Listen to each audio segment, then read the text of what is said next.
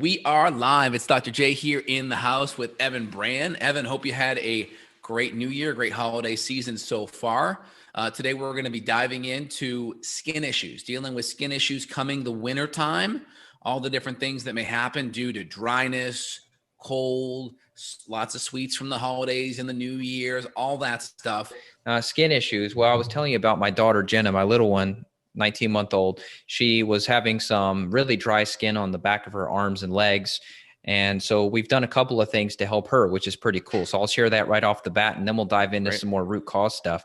So we really upped up her fish oil. We were giving her it was 2 squirts of a liquid, and it was a professional version. So I don't remember the milligrams, but we just doubled her dose. So we just kind of doubled the normal dose of omegas, and that seems to help, especially if we think what's happening is like a keratosis pilaris, which is a common situation. And then secondly, we did a Bobo Botanicals brand, and it was called a Colloidal Oatmeal lotion, and it was fragrance free, and it's mainly just like shea butter. We tried coconut oil topically. That's always kind of my first go-to for skin issues, but it didn't touch it. It didn't help it at all. But when we got this Colloidal Oatmeal Bobo Botanical product, it was a game changer. And no, this podcast is not sponsored by them, but hey, if you want to sponsor us, reach out. It's a great product. I'd love to share it with more people.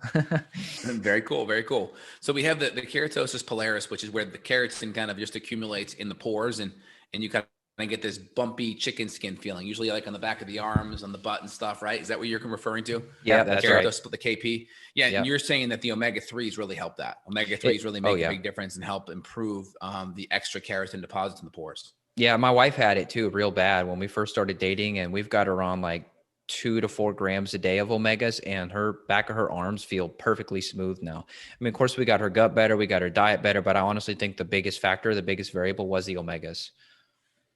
Yeah, the extra omega-3s can make a big difference. Also, good zinc, extra zinc too, can also help.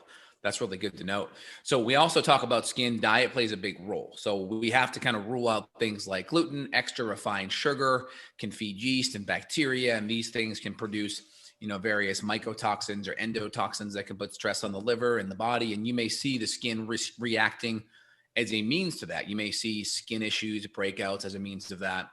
Also, large amounts of sugar can cause insulin, which can cause insulin surges, which can cause extra sebum, and sebum can feed bacteria on the skin, which can create more acne and more skin inflammation. Also, things like gluten can potentially drive autoimmune reactions like eczema, psoriasis, potentially even rosacea issues. So you got to look at dairy, you got to look at gluten, you got to look at refined sugar that could be driving a lot of that insulin, that could be feeding a lot of the microbes, the fungal, the yeast, the bacterial overgrowth, which can obviously affect the skin too.